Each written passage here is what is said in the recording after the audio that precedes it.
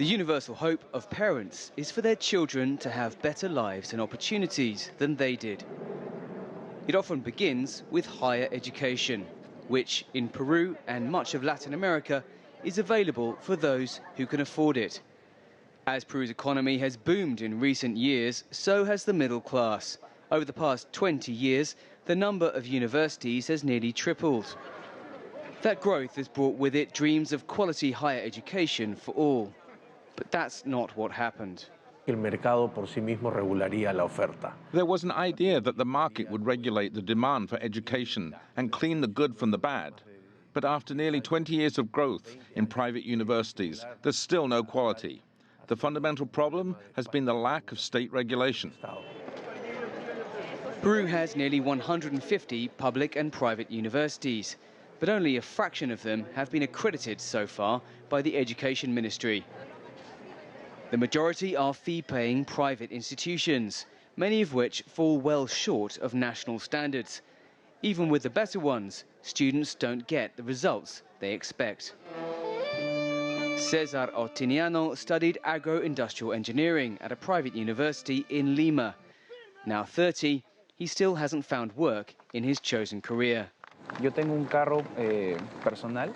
I have a car which I used to work as a taxi driver. I'm lucky to have inherited some properties from my family, which I'm able to rent, and so I can earn a living.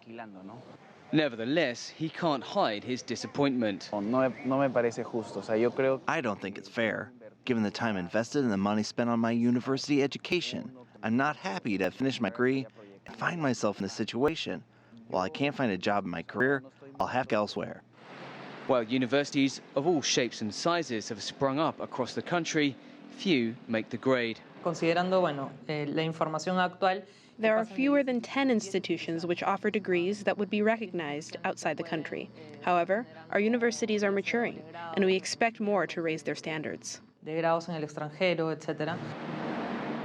To address the problem, beginning in 2012, Peru banned opening new universities until reforms are put in place and regulated by the state.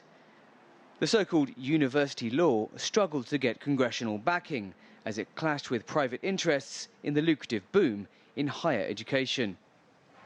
But there are exceptions which educators in Peru hope will set the pace for the rest. With its spacious and modern campus and its open-minded attitude to education, Lima's Catholic University is the only place of higher education in Peru which consistently figures in international university rankings.